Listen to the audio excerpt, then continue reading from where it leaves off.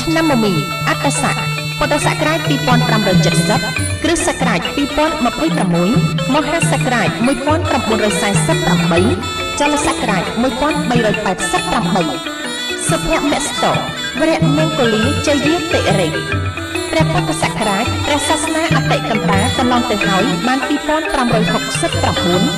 ថ្ងៃសុក្រ15កើតខែពិសាខលុះដល់ថ្ងៃសៅរ៍1រោចខែពិសាខឆ្នាំមមីអក្ស័កតទៅចូលពុទ្ធសករាជ2570និងកណនីឆ្នាំមមីឥឡូវនេះសង្ក្រាន្តចូលនៅថ្ងៃអង្គារ12រោចខែចែកត្រូវនៅថ្ងៃទី14ខែមេសាគ្រិស្តសករាជ2026វេលាម៉ោង10:48នាទីព្រឹកពេលនោះព្រះអាទិត្យចេញពីមញរិស័យទៅស្ថិតនៅឯនេសរិស័យតាមផ្លូវគោវិថីគឺផ្លូវកណ្ដាលមានទេវធីតាមួយព្រះអង្គជាមគ្គនាយិកាព្រះនាមរាជសាទេវីជារាជបុត្រីទី3នៃកបិលមហាព្រហ្មគង់នៅចតុមហារាជិកាទ្រង់អង្គរពណ៌ខ្មៅ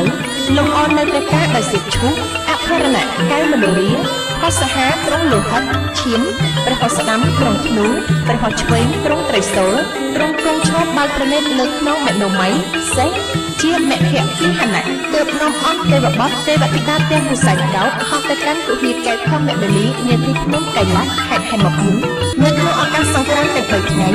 សូមអរប្រជាពលរដ្ឋប្រុសស្រីក្នុងទាំងឡាយ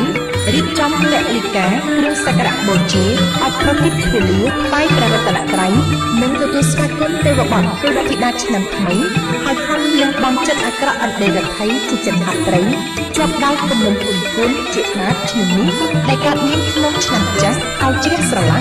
តាំងចិត្តប្រព្រឹត្តល្អប្រកបដោយមេត្តាករុណាមុទិតាឧបេក្ខានិងបញ្ញាធ្វើបានសន្តានតាមប្រពៃណីរក្សាសក្រាមឲ្យបានជាប់ជានិច្ចនោះទេវតានឹងឲ្យពោសិទ្ធសាធុការលោកអ្នកនឹងមានសិរីសួស្តីសុភមង្គលវិបលសុខគ្រប់ប្រការតាំងពីឆ្នាំថ្មីនេះតរៀងទៅ